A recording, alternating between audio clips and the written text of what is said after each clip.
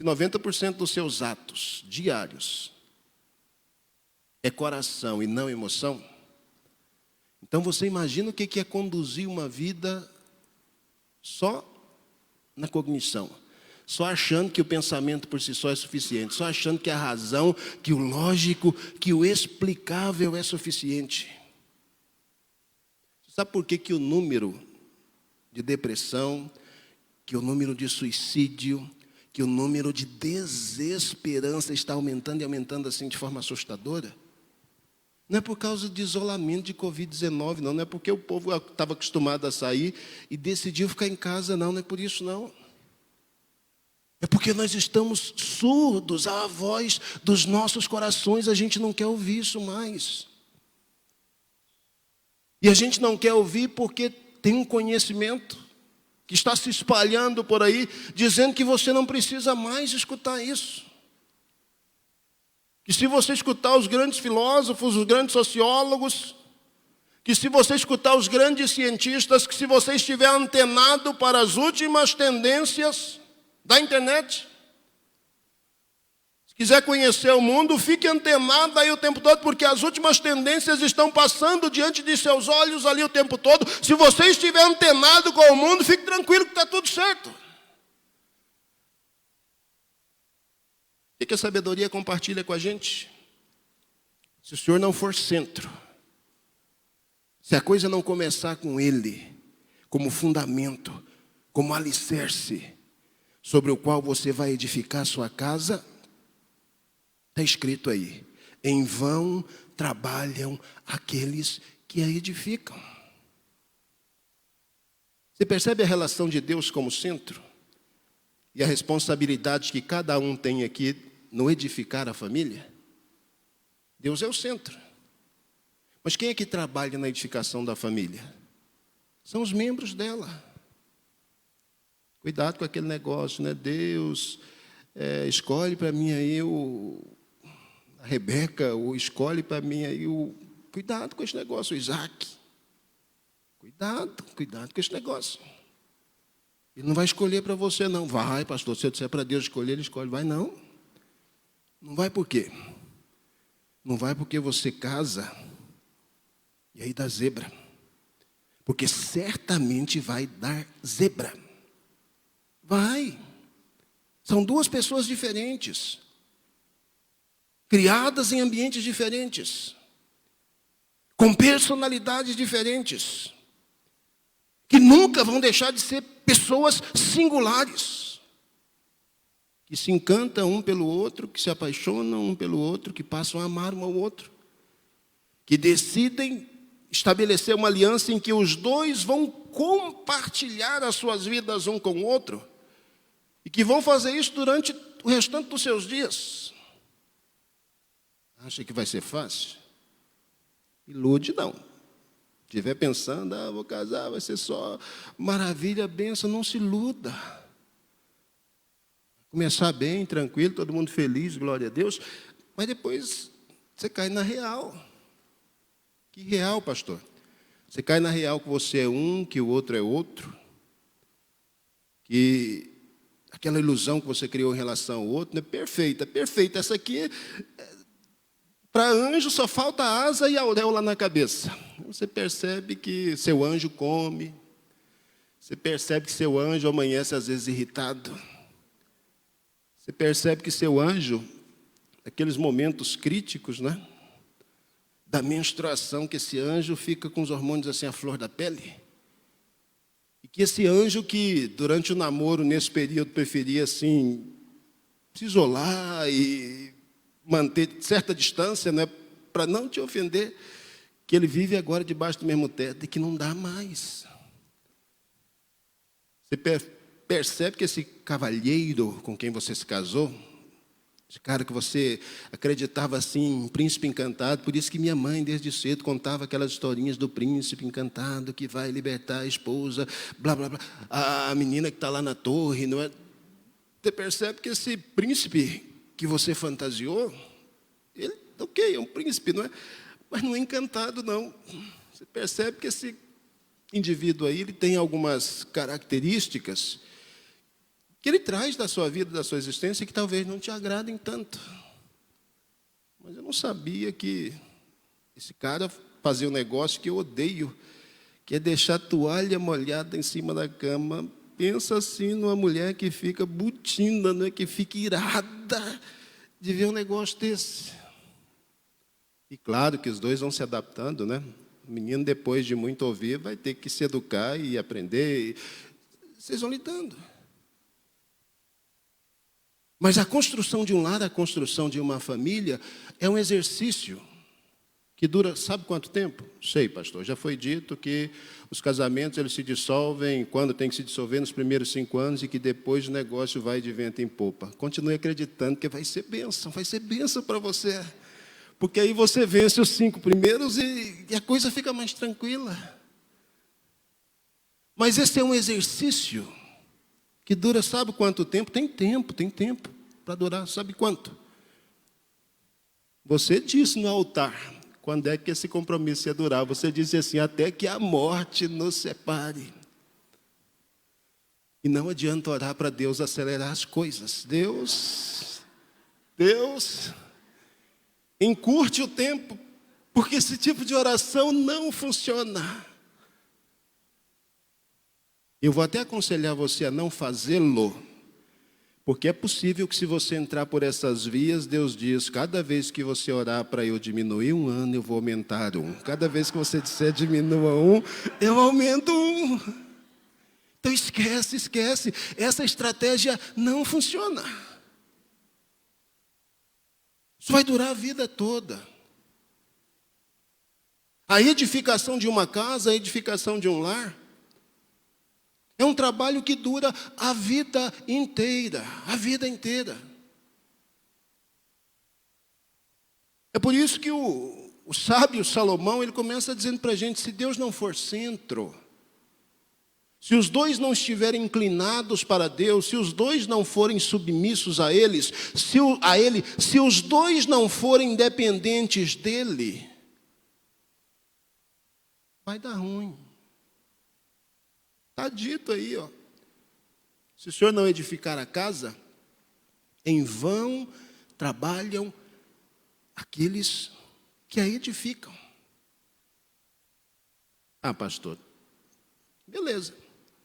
Está dito aí que se Deus não for o centro da minha casa, o centro da minha família, então é perda de tempo. Eu vou ficar trabalhando, lutando e não vai dar certo. É indiferente, né? Eu vou conduzir a minha vida aí de qualquer jeito, a minha família de qualquer jeito.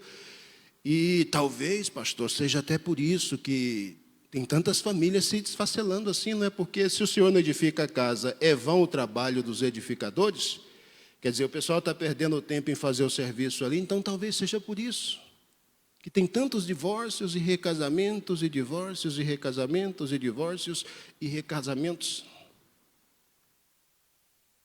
Esse termo, essa expressão hebraica, shav, que é a expressão que para o português aqui se traduz como em vão, ela é diferente de uma outra expressão que uma vez a gente estudou aqui em Eclesiastes, que é avel, que é aquela vaidade de Salomão. Né? Vaidade ali é dizer que tudo é vão, que tudo é inútil, que a vida é uma vida sem sentido, ser conduzida fora da presença de Deus. Mas a palavra que se traduz aqui como em vão, ela não é uma palavra que tem esse significado de que se Deus não for o centro da minha família, então a gente vai conduzindo a família enquanto der, se não der mais, cada um segue seu rumo, e a gente dissolve esse negócio aí de forma amigável, principalmente se tiver filhos, para não ter problema, e aí a gente vai tentando de novo, tentando. Até que se a gente perceber que não dá certo mesmo, ou fica solteiro para o resto da vida, ou então decide que vai se colocar diante de Deus e que vai colocar Ele como centro da casa. Mas não é isso que Salomão está dizendo aqui. Salomão não está dizendo simplesmente que se o senhor não for o centro, você vai tentar e não vai dar certo, vai ser ruim para você. Não é isso que ele está dizendo. A expressão que se traduz aqui como em vão, ela não é uma expressão passiva. Não vai dar certo e acabou a história. Ela é uma expressão ativa. O chave diz que se Deus não for o centro da sua casa, que se Deus não for o centro da sua família, Se ele não for a pessoa que conduz isso, vai ser vão o seu trabalho. Vai ser vão o seu trabalho no sentido que você vai constituir e pode constituir uma família. Não é verdade? Que existem muitas famílias de ateus, muitas famílias de não cristãos, muitas famílias de gente que não tem religião nenhuma, absolutamente nenhuma, e que permanecem, que continuam, que vão adiante. O em vão de Salomão aqui não é no sentido de que a família simplesmente se esfacela, mas é no sentido de que aquilo que vai se constituir na condição de família vai ser algo altamente danoso. O trabalho vão aqui não é um trabalho inútil, o trabalho vão aqui é um trabalho que causa danos, é um trabalho que causa prejuízos, é um trabalho que causa estragos. É um trabalho que causa problemas éticos, que causa problemas de ordem moral, que causam problemas e que trazem prejuízos de ordem espiritual. Não é verdade que a gente vive dizendo que família está desaparecendo? Está desaparecendo o conceito de família? Não, gente. O conceito de família hoje só está ampliando. O problema hoje é essa família da qual nós estamos tratando aqui, que o pessoal chama de família tradicional. Essa família está sofrendo ataques. Mas a família está desaparecendo? Claro que não. A família está se reconfigurando, e se reconfigurando das formas mais absurdas, às vezes, possível. É isso que Salomão está dizendo. Se Deus não for o centro, se esse negócio de família não for pensado tendo Deus como referência, tendo Deus como centro, perguntando a Deus o que é que significa família, perguntando a Deus o que é que significa o papel do marido, perguntando a Deus o que é que significa o papel da mulher, perguntando a Deus o significado dos papéis dos filhos e filhas nessa instituição que o próprio Deus estabeleceu. O que está dito aqui é que alguma coisa vai sair daí. Vai sair. Vai ter homem, vai ter mulher, vai ter filhos. Ou vai ter homem, homem, filhos. Ou vai ter mulher, mulher, filhos. Ou vai ter homem, mulher, mulher, filhos. Ou vai ter homem, homem, homem, mulher, mulher, mulher, constituindo uma mesma casa, filhos. Vai ter tudo isso. Está tendo tudo isso, é isso que família se tornou no nosso tempo. Mas Salomão disse, o trabalho vai ser vão. O que vai se produzir a partir disso é sofrimento. O que vai se produzir a partir disso é dor. O que vai se produzir a partir disso é prejuízos para o ser humano. Pensa uma família que seja uma família tradicional em que Deus não é Senhor. Em que o Senhor é o marido, aquele cabra assim, macho mesmo, aquele cabra que a mulher é minha propriedade, os meus filhos são propriedade minha. E aqui em casa eu corrijo com chicote de bater em cavalo, porque quem manda aqui sou eu. Essa família é uma família tradicional. O cara é o pai. A companheira é a mãe. Os meninos e meninas lá são os filhos. É uma família que tem a estrutura de uma família tradicional. Mas você percebe os danos? Os danos que isso vai causar na esposa, os danos que isso vai causar nos filhos, os danos éticos, morais, psíquicos e físicos que isso vai causar no próprio indivíduo, na própria pessoa que assume essa postura. Mas por que essa pessoa assume essa postura? Está dito aqui, se o Senhor não for o centro, se não for a partir dele, se não for no temor dele, se não for na sabedoria que ele estabelece no texto sagrado para nos orientar, para constituir a nossa família. Então, boa sorte para você que vai constituir a sua. E se Salomão vivesse no nosso tempo, ele ainda diria para você, e eu só lamento. Eu só lamento. Falar sobre família, particularmente agora no mês de outubro, é importante para a gente. Estamos em período eleitoral. E um lema forte hoje para estabelecer aí, possivelmente, a próxima governança, o próximo presidente da nossa nação, está muito vinculado à família. A família tem sido o discurso utilizado para validar a atitude de candidato A ou para desmerecer a atitude de candidato B, inclusive entre evangélicos. Ai, gente, eu lamento tanto quando eu vejo um crente nas redes sociais brigando por um candidato que defende a família, dizendo que ele, como cristãos, que tem princípios cristãos e que assume a família como uma herança cristã, ele precisa apoiar tal candidato porque o outro candidato tem uma visão contrária à família. Isso é desastroso. Sabe por que eu lamento? Eu lamento porque, primeiro, essas pessoas estão pensando que o que estrutura a família, que o que estabelece uma família é um presidente, ou é uma carta magna, ou é algum tipo de normativa que se estabelece, que é isso que constitui, que é isso que estabelece a família. O que Salomão está dizendo aqui para a gente? Se não é o Senhor, se Ele não for a base, se Ele não for o alicerce da sua família, é vão. Bolsonaro ou Lula, são os dois candidatos, estão sendo veiculados aí o tempo todo. Esses caras não podem fazer nada contra a sua família, nem pela sua família. E sabe por que eles não podem fazer nada? Porque só existe uma pessoa que pode fazer alguma coisa pela sua família, é você. É você, está escrito. Se o Senhor não edificar a casa, se Ele não fizer isso, quem trabalhar nessa direção, quem se envolver nesse rumo, vai sofrer. Vai causar danos a si mesmo, vai causar danos e sofrimentos a outros. Olha como que a gente sempre caminha na direção oposta. Olha como nós somos tapados enquanto cristãos. O Salmo está dizendo para a gente, se Deus não edificar a casa, em vão trabalha quem edifica. Se o Senhor não guardar a cidade, em vão vigia a sentinela. O que vem primeiro? Vem a casa ou a cidade? O que vem primeiro? Vem a casa ou a pátria? Viram? Como a nossa lógica é uma lógica contrária aos princípios da Escritura. A gente está preocupado com a pátria. Eu preciso me preocupar em garantir que a Constituição diga que... Mas o que está escrito aqui? Está escrito que a coisa começa na casa. Se o Senhor não for Senhor da sua casa, então não adianta. Então a sua casa vai ser dor e sofrimento para você e para outros. Se o Senhor não guardar a cidade, em vão vigia a sentinela.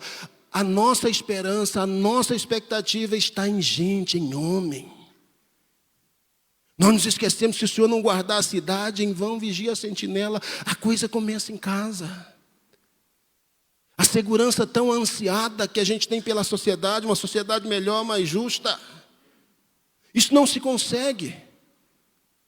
Isso não se consegue com decretos, não se consegue com leis, não se consegue com alguém que tem um discurso fantástico ou extraordinário em relação à família. Isso se consegue com Deus no centro, e Deus primeiro no centro de uma família.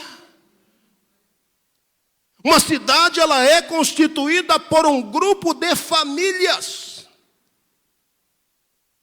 Não adianta declarar isso. Não adianta dizer que Jesus é o Senhor da nossa nação, que Jesus é o Senhor da nossa pátria, se Ele não for Senhor da sua casa, se Ele não for Senhor da sua família, se Ele não for Senhor da sua vida. A igreja hoje está refém, os crentes estão reféns. Está todo mundo preocupado com a instituição família e ninguém está preocupado em ouvir o que a Escritura diz de fato a respeito de família.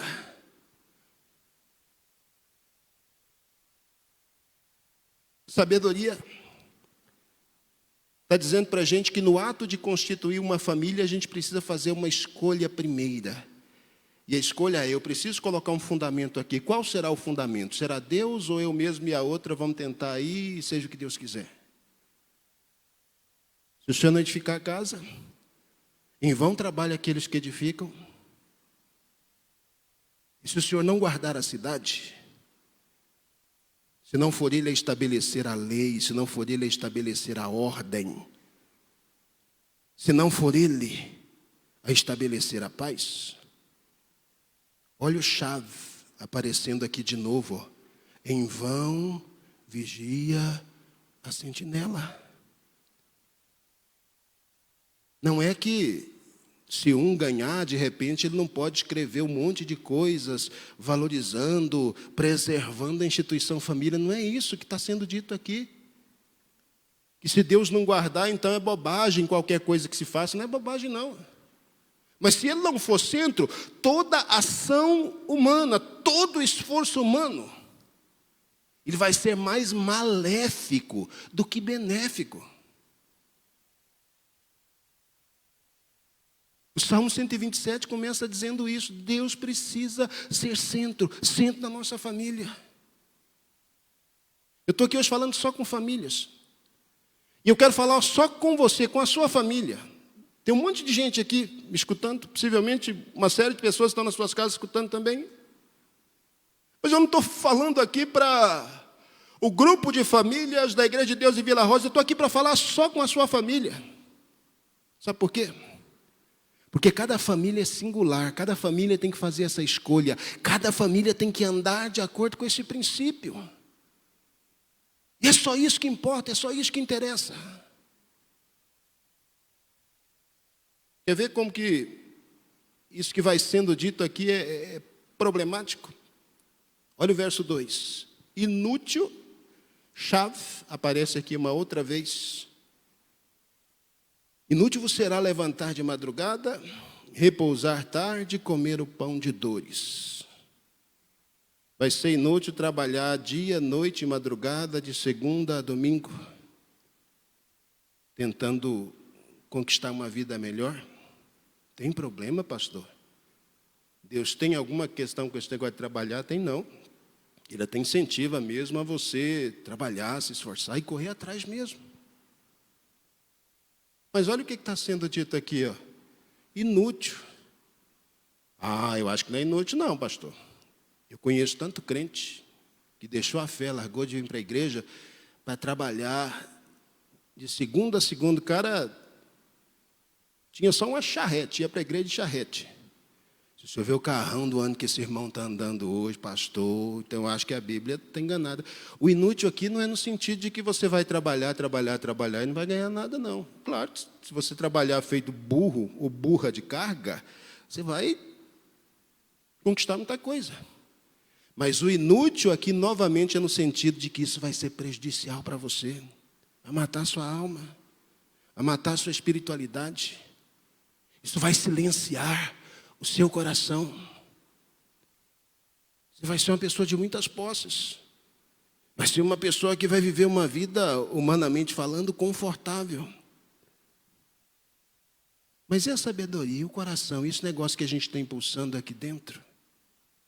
Que conduz, que direciona, que faz a gente encontrar sentido, que faz a gente encontrar razão para a nossa existência. Como é que você vai lidar com isso? Se o Senhor não for o centro da sua casa pode existir, mas vai ser desastrosa, vai ser lugar de dores e sofrimentos. A sua cidade vai ser um grupo de casas onde Deus não é Senhor e vai ser uma cidade sem o cuidado dEle, desastrosa com sofrimentos. O seu trabalho, o seu esforço para ganhar a vida, para ter uma vida melhor, pode até ser bem sucedido, mas isso vai te causar dores e sofrimentos. Dores e sofrimentos que o dinheiro não vai pagar depois. Dores e sofrimentos que o luxo não vai conseguir saciar depois, não vai conseguir resolver depois.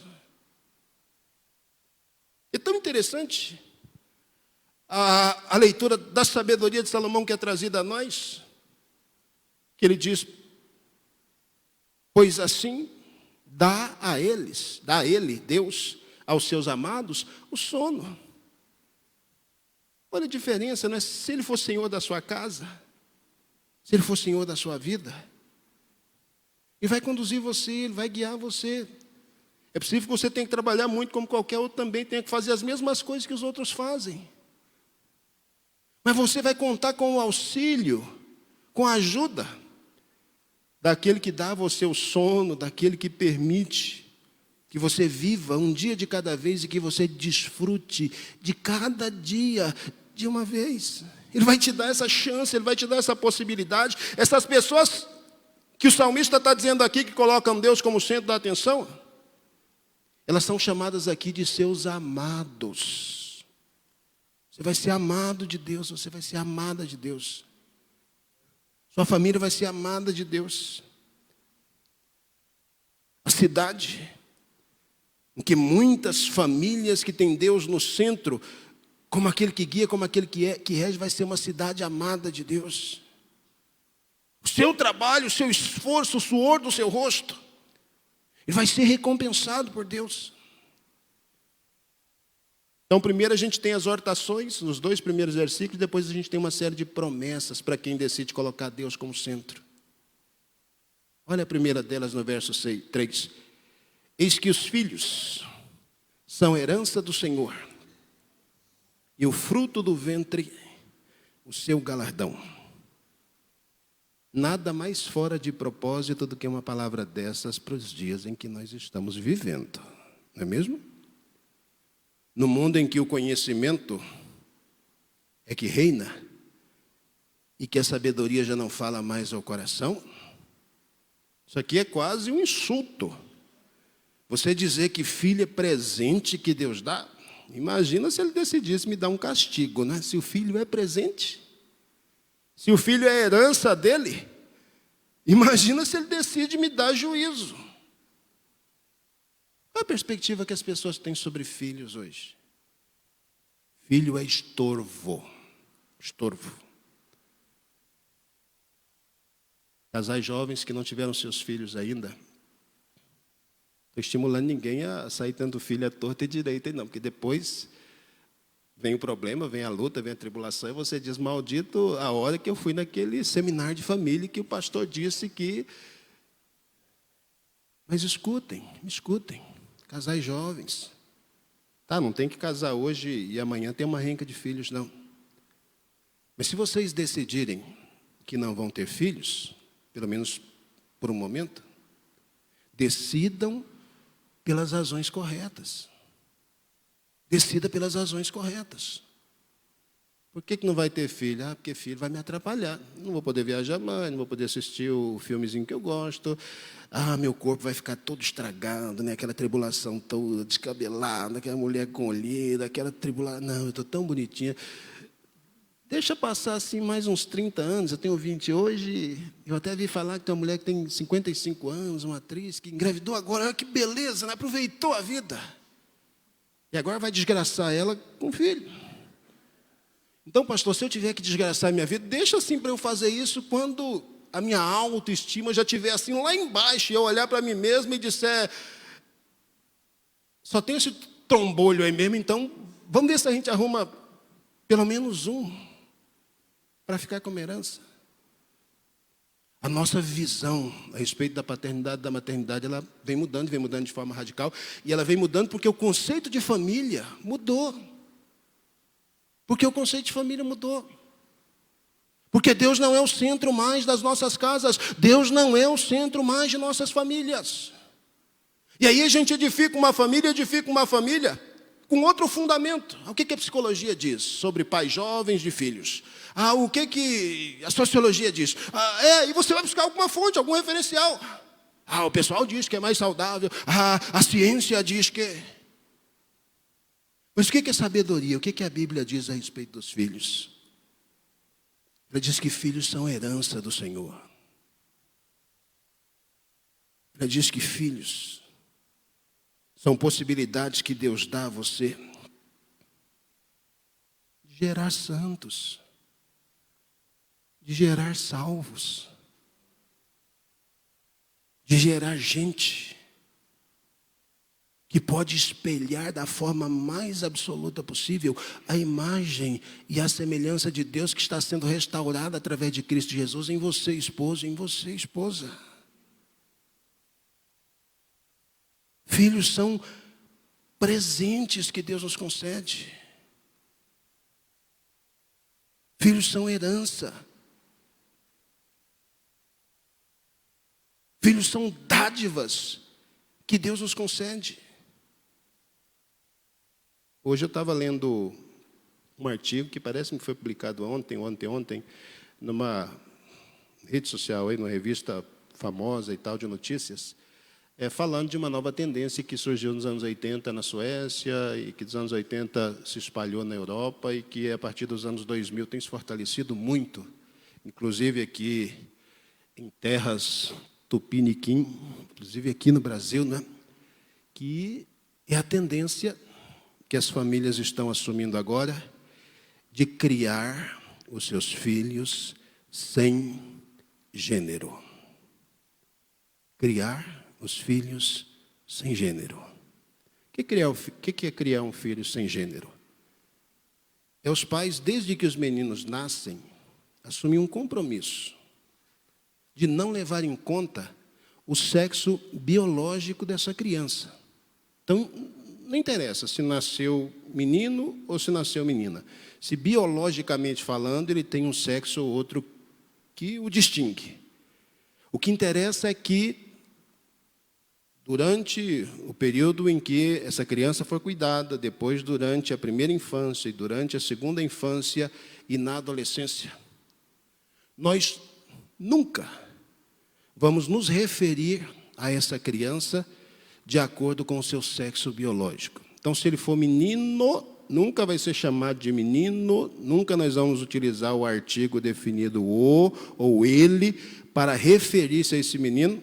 Brinquedos vão ser compartilhados, bonecas e carrinhos, roupas de diferentes cores vão estar à disposição de todos, e a gente vai deixar que a criança, desde pequena, desde berço, que essa criança decida o que é que ela quer ser. Que ela, na jornada, na caminhada, descubra qual efetivamente é o seu gênero. E a sociedade aplaude uma atitude dessa e diz, gente, é isso. Finalmente as pessoas acordaram para a realidade de que ser homem ou ser mulher, ser masculino ou feminino, não passa de uma mera formalidade social. Pais homoafetivos estão assumindo essa postura, por incrível que pareça. Famílias heterossexuais, famílias compostas de homem e de mulher, estão assumindo essa postura. Essa postura está se fortalecendo muito aqui no Brasil, inclusive a partir dos anos de 2020. Então, nós estamos em 2022, de uns 2 anos para cá, isso tem se fortalecido muito. Na Europa, desde os anos 80, essa tendência está se fortalecendo.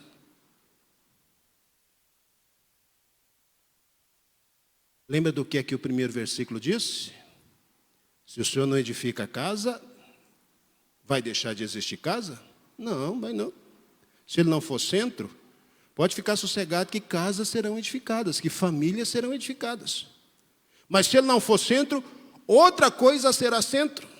E qual vai ser o resultado disso? Qual é o resultado disso? Interessante que as próprias ciências, elas contradizem essas tendências que são tendências que vão sendo popularizadas.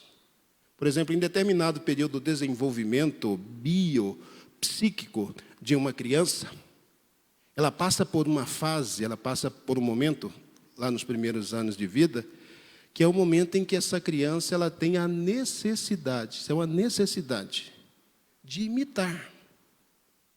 De imitar. Inclusive, a própria psicologia, um ramo específico dela, trabalha essa questão como sendo modelagem. A modelagem é uma fase importante da vida de uma criança. Por quê? Porque uma criança não nasce pronta. Você sabe o que é você pegar uma criança, colocar ela numa família e dizer de hoje em diante, ninguém fala sobre gênero nem aqui, nem na escola, nem entre os parentes, para ela crescer sozinha e depois definir o que é?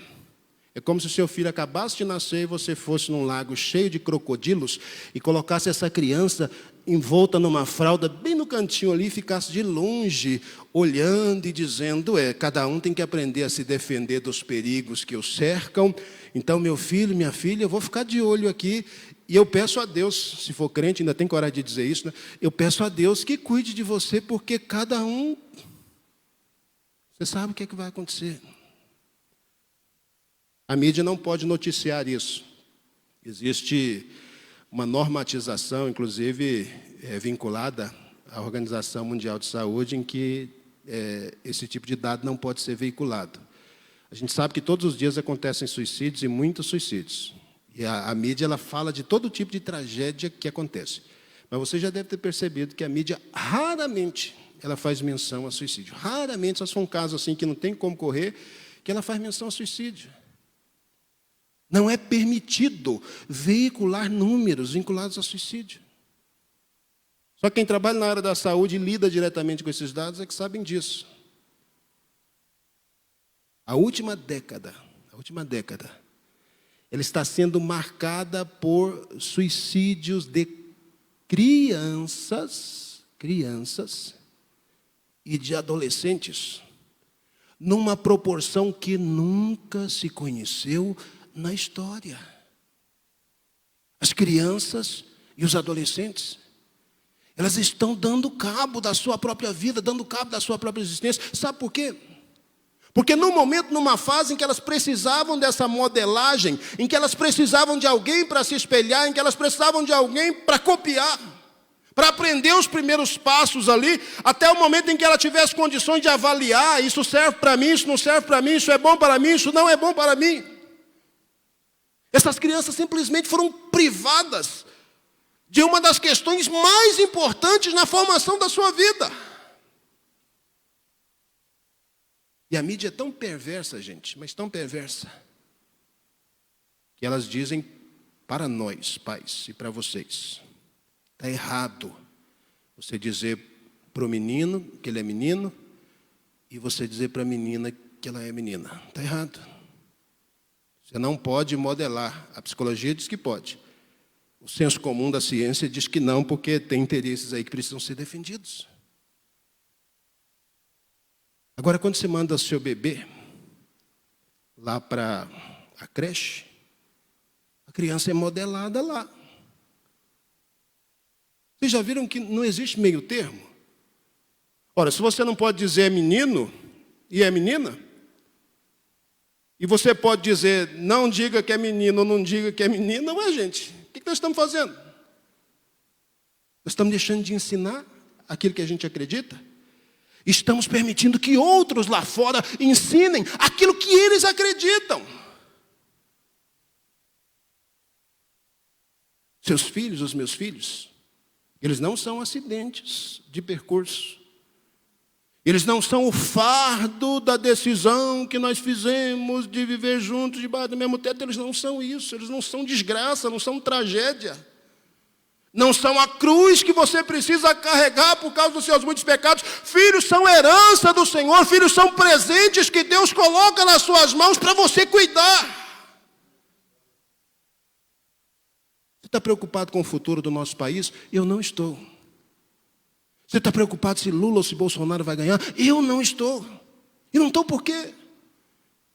Porque quando eu olho para as Escrituras, ela diz para mim, você, Jeová, tem que ser responsável pela sua casa, você tem que ser responsável pela sua família. Porque quando eu olho para as Escrituras, elas dizem para mim, Jeová, você precisa ser responsável pela comunidade na qual você está inserido, ensinar para essas pessoas a verdade. E cada um vai precisar se responsabilizar pelas decisões que toma, pelas escolhas que faz. Se o Senhor for Senhor de sua casa, da sua família, e se a sua família estiver alicerçada sobre a sabedoria da Escritura, você vai dizer para a sua criança desde pequeno, você é menino. Vai dizer para a sua filha, você é menina, vai dizer isso. Pastor, mas eu vou traumatizar. Você ficou traumatizado?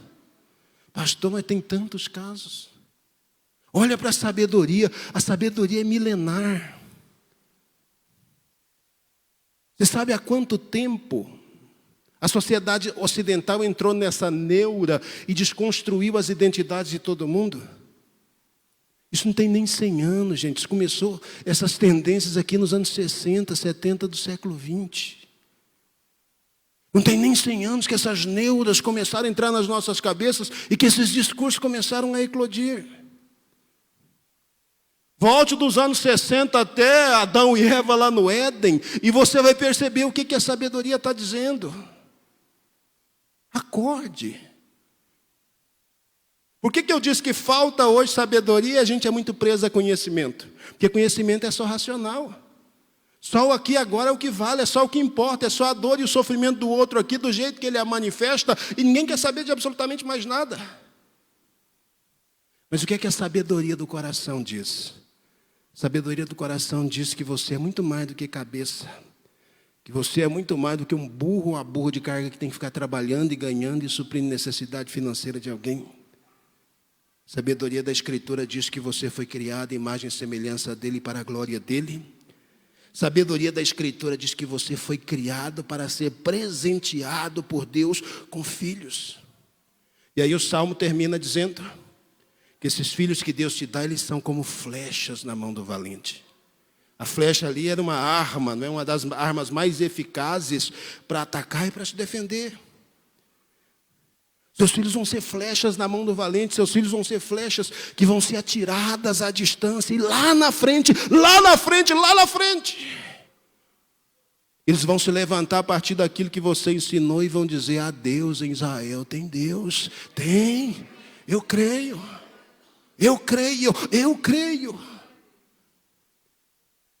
Como flechas na mão do valente são os filhos da mocidade.